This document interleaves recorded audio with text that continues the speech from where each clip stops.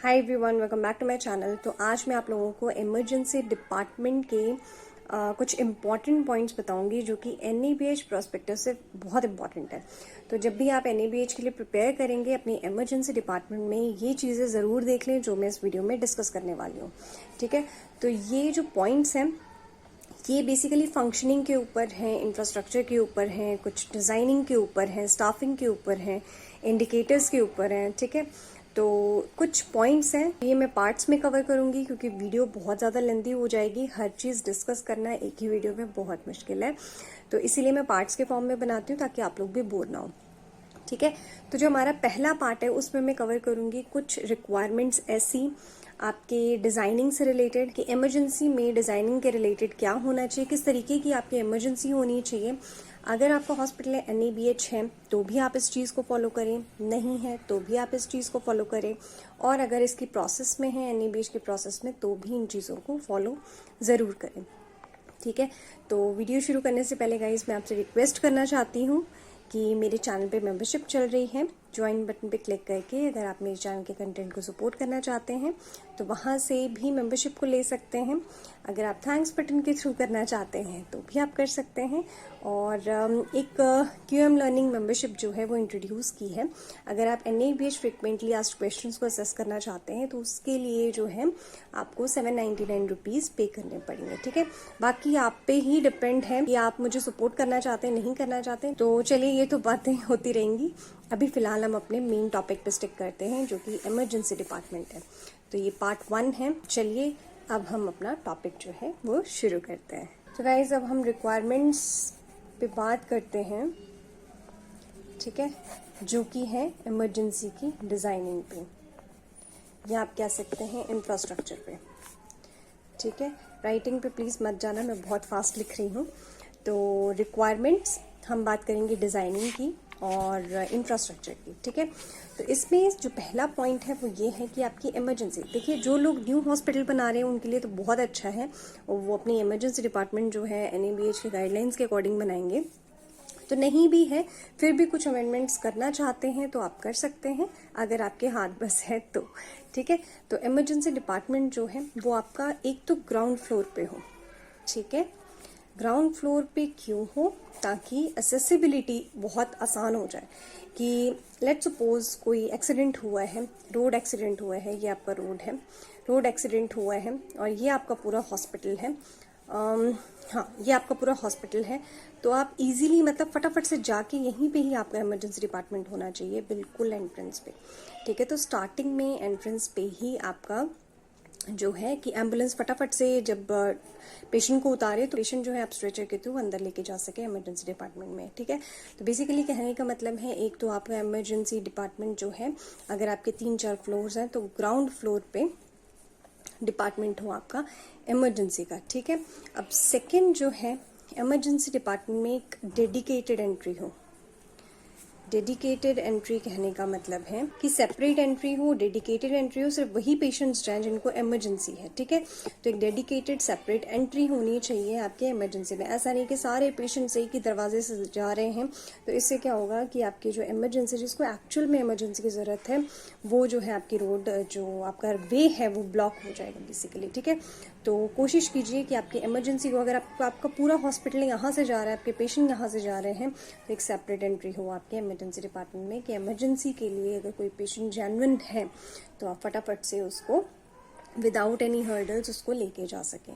ठीक है, अब डिज़ाइनिंग की बात कर रहे हैं तो थर्ड जो है वो आपका होना चाहिए इमरजेंसी डिपार्टमेंट की। अगर हम डोर की बात कर रहे हैं तो वो वाइड होना चाहिए, ऐसा ना हो कि कंजस्टेड हो। आपके स्ट्रेचर बीच में, जैसे स्ट्रेचर है तो स्ट्रेचर के साथ 2 लोग और जा रहे हैं तो वो बीच में धक्का मुक्की करें। ठीक है, तो इट्स बेटर कि आपका जो इमरजेंसी डिपार्टमेंट है उसका जो डोर हो वो वाइड हो। ठीक है, तो अभी तो हम डिज़ाइनिंग की बात कर रहे हैं, इसीलिए एक तो ग्राउंड फ्लोर पे हो, एक आपकी सेपरेट एंट्री हो, थर्ड जो आपका डोर है वो वाइड होना चाहिए। ठीक है, तो सॉरी गाइस, फोर्थ पॉइंट मैंने इतने अच्छे से एक्सप्लेन कर दिया कि मैं भूल गई थी कि वीडियो रिकॉर्डिंग ऑन नहीं है, वो पता नहीं कैसे बंद हो गया। तो चलो मैं फिर से रिपीट कर देती हूँ कि फोर्थ पॉइंट बेसिकली उन हॉस्पिटल्स के लिए है जिनके इमरजेंसी के बाहर स्टेयर्स बनी हो। ये मैंने स्टेयर्स बनाई थी, ये इमरजेंसी डिपार्टमेंट है। स्टेयर्स बनी हो, ठीक है, तो उनके लिए बेसिकली क्या है, रैंप का प्रोविजन होना बहुत ज़रूरी है, क्योंकि नॉर्मल पेशेंट्स जो हैं वो आपके इनके थ्रू तो चले जाएंगे, स्टेयर्स के थ्रू इमरजेंसी डिपार्टमेंट में पहुंच जाएंगे अगर उनका कोई पेशेंट होता है तो, या कोई अटेंडेंट पहुंच सकता है इमरजेंसी डिपार्टमेंट में अपने पेशेंट को देखने के लिए। बट रैंप का प्रोविजन क्या है, ये मैंने एम्बुलेंस बनाई थी, तो एम्बुलेंस में अगर कोई पेशेंट आता है तो फटाफट से क्या है, स्ट्रेचर जो है रैंप के थ्रू इमरजेंसी डिपार्टमेंट तक लेके जाया जा सकता है, ठीक है। व्हील चेयर या फिर स्ट्रेचर जो भी हो, उसको इजीली जो है आप इमरजेंसी डिपार्टमेंट तक लेके जा सकते हैं। इसलिए रैंप का प्रोविजन होना बहुत ज़रूरी है। जिनके इमरजेंसी डिपार्टमेंट के बाहर या फिर हॉस्पिटल के बाहर पहले स्टेयर्स आती हैं, फिर आप इमरजेंसी डिपार्टमेंट तक पहुंचते हैं, तो उसके लिए रैंप होना चाहिए, ठीक है। तो 5th पॉइंट जो है, बेसिकली आपके इमरजेंसी डिपार्टमेंट के बाहर व्हील चेयर और स्ट्रेचर हमेशा ऑल द टाइम वहां पे अवेलेबल हो, बिल्कुल बाहर ही, ठीक है, कि जब भी नीड पड़े आप फटाफट से अपना स्ट्रेचर उठाएं, या फिर अगर पेशेंट व्हील चेयर के लिए रिक्वेस्ट करे तो व्हील चेयर फटाफट से लेके जाएं, एम्बुलेंस से पेशेंट को रिसीव करें और इमरजेंसी डिपार्टमेंट में छोड़ें, ठीक है। तो 5th पॉइंट में क्या है कि बिल्कुल आपका इमरजेंसी डिपार्टमेंट के बाहर एक्सेस हो व्हील चेयर्स की, और सेकेंड जो है वो एक्सेस हो आपके स्ट्रेचर्स की, ठीक है। तो ये दोनों चीजें जो है वो इमरजेंसी डिपार्टमेंट के बिल्कुल ही बाहर हो। 6 पॉइंट जो है, जो भी व्हील चेयर्स, जो भी स्ट्रेचर्स बाहर रखे हैं उन पे साइन बोर्ड जरूर हो, कि या इमरजेंसी डिपार्टमेंट के बाहर आप नोट लिख के लगा सकते हैं कि व्हील चेयर और जो स्ट्रेचर्स हैं वो बिल्कुल बाहर ही अवेलेबल हैं। तो इमरजेंसी डिपार्टमेंट में आपके बाहर साइन बोर्ड जरूर लगा हो, बोल्ड और कैपिटल लेटर्स में, ठीक है, उसको प्रिंट करवा लें, ठीक है, कि इजीली स्टाफ को दूर से भी पता चल जाए, सॉरी पेशेंट को दूर से भी पता चल जाए कि ये डिपार्टमेंट आपका इमरजेंसी डिपार्टमेंट है, राइट। अब देखिए हमने कितनी सारी बातें कर ली हमारे इमरजेंसी डिपार्टमेंट के बाहर के स्ट्रक्चर के बारे में, कि बाहर कैसा हो, या स्ट्रेचर की अवेलेबिलिटी हो, है ना, व्हील चेयर्स की अवेलेबिलिटी हो, कितनी सारी चीज़ें हमने इमरजेंसी के बाहर की बातें की, बाहर के डिज़ाइन की बात की। अब हम इमरजेंसी के अंदर चलते हैं। 7 पॉइंट जो है वो मैं स्टार्ट करूंगी इमरजेंसी के अंदर की चीज़ें, बाहर की चीज़ें हमने बात कर ली। तो इमरजेंसी में जब आप एंटर करें तो इमरजेंसी डिपार्टमेंट में इम्पॉर्टेंट एरिया होना चाहिए ट्रायेज का, ठीक है, ट्रायेज का एरिया हो जिसमें आपकी कोडिंग्स हो हर बेड के ऊपर। ये जस्ट मैं आपको प्रैक्टिस बता रही हूँ, हर बेड के ऊपर जो है वो कोड लगा हो, जैसे कि रेड, ग्रीन, ब्लैक, ठीक है, इस तरीके से जो है वो आपके कोड्स लगे हों, ट्रायेज की कलर कोडिंग की हो, ठीक है। अंदर एक सेपरेट डेडिकेटेड एरिया होना चाहिए इमरजेंसी डिपार्टमेंट के, जिसको हम ट्रायेज कहते हैं, ठीक है। इसके अलावा आपके पास प्रोविजन होना चाहिए इमरजेंसी डिपार्टमेंट में वुंड केयर का, ठीक है, या फिर किसी का फ्रैक्चर होता है तो आप उसकी ड्रेसिंग वगैरह कर सकें, तो उसके लिए एक सेपरेट, आप ये नहीं कहूँगी कि मैं पार्टीशन कर लीजिए इमरजेंसी डिपार्टमेंट में, ये है कि आपको एक डिफाइंड एरिया होने चाहिए कि यहाँ पे हमने अगर ड्रेसिंग करवानी है तो हम यहाँ जाएंगे, कि अगर कोई पेशेंट्स बहुत ही ज़्यादा जाते हैं तो आपने उनकी ट्रायज करनी है, तो ऑब्जर्वेशन के अकॉर्डिंग आप उनको सेंड करेंगे आगे, तो ये डेडिकेटेड एरिया जो है आपके इमरजेंसी डिपार्टमेंट में वो होने चाहिए। इमरजेंसी देखिए बहुत ही इंपॉर्टेंट रोल प्ले करता है मास कैजुअलिटी को हैंडल करने के लिए, ठीक है। इनको हैंडल करने के लिए इमरजेंसी बहुत इंपॉर्टेंट रोल प्ले करता है। तो इमरजेंसी के अंदर बेसिकली आपके नेसेसरी अरेंजमेंट्स होने चाहिए इन्हीं के लिए, इन्हीं चीज़ों को हैंडल करने के लिए, इन्हीं डिजास्टर सिचुएशंस को हैंडल करने के लिए, ठीक है। इसमें क्या होगा, बेसिकली आपके पास एक स्टोरेज होनी चाहिए मेडिकेशन की, कंज्यूमेबल्स की, ठीक है, कि जब इस तरीके के कोई ऐसी सिचुएशन आ जाए तो आपके पास भरपूर मेडिसिन हो, कंज्यूमेबल्स हो, कि आप नॉर्मल पेशेंट्स के मेडिसिन को ना यूज़ करते हुए अलग से जो है वो आपके पास मेडिसिन अवेलेबल होनी चाहिए, कि आपके स्टॉक में ख़त्म ना हो कुछ भी, ठीक है। कि अगर मास में पेशेंट्स आ जाएं तो आप उनको हैंडल कैसे करेंगे, वैसे तो ये डिजास्टर्स सिचुएशंस में ही आ जाएगा, ठीक है। तो इसके लिए आपके पास एक इमरजेंसी डिपार्टमेंट किट हो जिसके अंदर आपकी मेडिसिन, कंज्यूमेबल्स, उनकी क्वांटिटी, सारा कुछ उसमें लिखा हो, और वो प्लेस जहाँ पे आप ये सामान सारा रखेंगे, ठीक है, मेडिसिन, कंज्यूमेबल्स आपका रखेंगे, वो पूरे डिपार्टमेंट के स्टाफ को पता हो कि ये मेडिसिन जो है कहाँ पे पड़ी हैं। क्योंकि ऐसी सिचुएशंस में क्या होता है, इतना ज़्यादा प्रेशर क्रिएट हो जाता है कि हमें समझ नहीं आता है कौन सी चीज़ कहाँ रखी हुई है। तो इसीलिए रेगुलर अगर हम बार बार याद कराएंगे, बार बार इन चीज़ों को देखेंगे, आइडेंटिफाई करेंगे, तो ही हम ऐसी सिचुएशन में कामयाब हो सकते हैं, ठीक है। तो इसीलिए बार बार चीज़ों को देखें, कि कहाँ कौन सी चीज़ पड़ी हुई है। एंड यस, हमने इतनी सारी बातें कर ली, स्पेस की तो बात ही नहीं की। इमरजेंसी में आप मीन्स आपकी जो इमरजेंसी हो बेसिकली स्पेशियस होनी चाहिए, ठीक है, खुला स्पेस हो, क्योंकि मैंने अभी आपको बताया कि ट्रायज हो, आइडेंटिफिकेशन होनी चाहिए बेसिकली एरियाज की, कि वुंड केयर हो, फ्रैक्चर हैंडलिंग हो, ठीक है। तो इस तरीके के एरिया आपके आइडेंटिफाई किए जाने चाहिए, इसीलिए आपकी इमरजेंसी जो है वो स्पेशियस होनी जरूरी है। तो चलिए थोड़ा सा अब हम फैसिलिटी के बारे में बात कर लेते हैं आपके इमरजेंसी में, ठीक है। फैसिलिटी का क्या रोल है? तो बेसिकली इमरजेंसी आपकी एक तो नॉन स्लिपरी हो, ठीक है, ऐसा ना हो कि स्लिप हो जाए आप, ठीक है। तो एक तो नॉन स्लिपरी हो, इसके लिए टाइल्स वगैरह का जो यूज करेंगे वो एंटी स्किड टाइल्स हो, ठीक है। सेफ इलेक्ट्रिकल फिटिंग तो बहुत ही इंपॉर्टेंट है, ठीक है। फिटिंग्स जो है वैसा ना हो कि आपकी वायर लूज हो और बाहर निकली हो, तो सेफ इलेक्ट्रिक फिटिंग्स की शॉर्ट सर्किट ना हो, कोई एक्सीडेंटल स्पॉट ना हो। एक्सीडेंटल स्पॉट कहने का मतलब है, लेट सपोज अब हम इसी की बात करें तो इसका एग्जांपल ले लेते हैं। कभी कभी क्या होता है कि जो हमारे बोर्ड्स होते हैं वो निकल जाते हैं जहां से करंट आने का फ्लो होता है, ठीक है। तो ये एक्सीडेंटल स्पॉट्स जो है वो आपके होने ही नहीं चाहिए। अब जैसे नॉन स्लिपरी की बात की है तो टाइल्स अगर होंगे तो एक्सीडेंटल स्पॉट ही होगी एक तरीके का, ठीक है, कि आप गिरने के चांसेस हैं, इंसिडेंस ऑफ फॉल हो सकता है, ठीक है।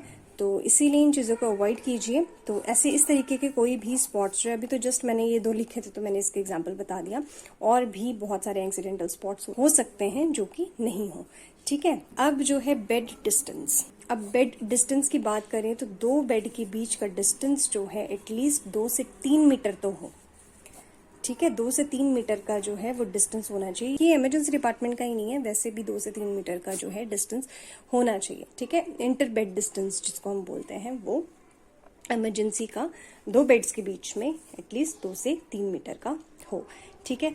कर्टन्स की अगर हम बात करें, इसी में ही हम कर्टन्स बेड डिस्टेंस के साथ ही कर्टन्स कर लेते हैं। तो कर्टन्स जो है हमेशा लेंथ में ऊंचे हों, ठीक है, वो बिल्कुल फ्लोर को टच ना कर रहे हों, क्योंकि इससे इन्फेक्शन होने के चांसेस हैं।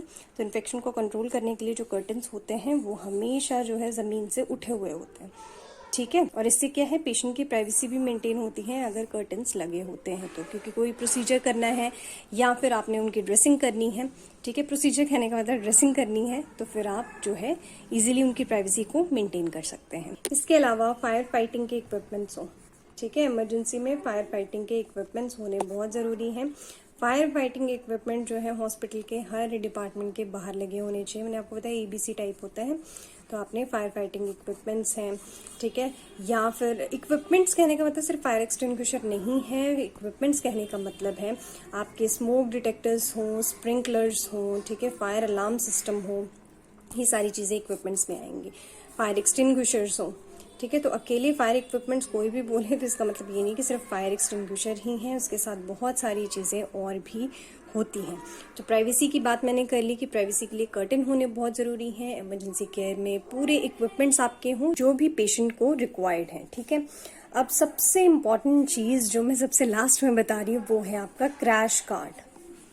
इमरजेंसी में क्रैश कार्ड ना हो ऐसा तो हो ही नहीं सकता है ना। तो क्रैश कार्ड की बात हमने बड़ी लेट की है, बट ये सबसे पहले होनी चाहिए थी। तो क्रैश कार्ड जो है एक तो मेंटेन हो, सारी मेडिसिन उसमें अवेलेबल हो, ठीक है, इन्वेंट्री उसकी हमेशा चेक करें। तो क्रैश कार्ड इमरजेंसी में होना बहुत बहुत बहुत ज़रूरी है, ठीक है। तो क्रैश कार्ड की इन्वेंट्री, उसकी चेकलिस्ट, उसकी मेडिसिन, सारी चीज़ें अप टू डेट रखें और रेगुलर बेसिस पे इसका ऑडिट करते रहें, ठीक है। इसकी चेकलिस्ट भरें। भरना मीन्स हमेशा टिक टिक करना नहीं है, भरना मीन्स उसको चेक करें, देखें कि आपके पास सामान अवेलेबल है कि नहीं, यूज हो गया है तो उसको फुलफिल करें। इसके अलावा जो है बायोमेडिकल वेस्ट मैनेजमेंट के लिए आपके पास बिन्स हो इमरजेंसी में, ठीक है। बिन्स तो वैसे हर एक डिपार्टमेंट में होने चाहिए, तो बायोमेडिकल के लिए बेसिकली बिन्स हो और उसके साथ साथ एक सेपरेट स्टोरेज एरिया भी हो क्लीन और डर्टी यूटिलिटी के लिए। तो गाइज आज के लिए बस इतना ही। तो आज मैंने थोड़ा सा डिजाइन और इंफ्रास्ट्रक्चर पे फोकस किया है इसकी चेकलिस्ट में। तो पार्ट 2 में हम और भी डिटेल जानेंगे कि क्या चीजें चाहिए NABH के अकॉर्डिंग प्रिपेयर होने के लिए इमरजेंसी डिपार्टमेंट में, ठीक है। तो उम्मीद करती हूँ आज का टॉपिक आपको इन्फॉर्मेटिव लगा होगा। इन्फॉर्मेटिव लगा है तो वीडियो को लाइक और शेयर जरूर करें और सब्सक्राइब करें मेरे चैनल को। ये इस तरीके की हेल्थ केयर रिलेटेड वीडियोस जो हैं आपको इस चैनल पे मिलती रहेंगी, क्वालिटी रिलेटेड वीडियोस आपको मिलती रहेंगी। और प्लीज एक लाइक जरूर कर दें। मैं मिलती हूँ आपसे नेक्स्ट न्यू पार्ट में। Till then bye bye, take care and stay safe.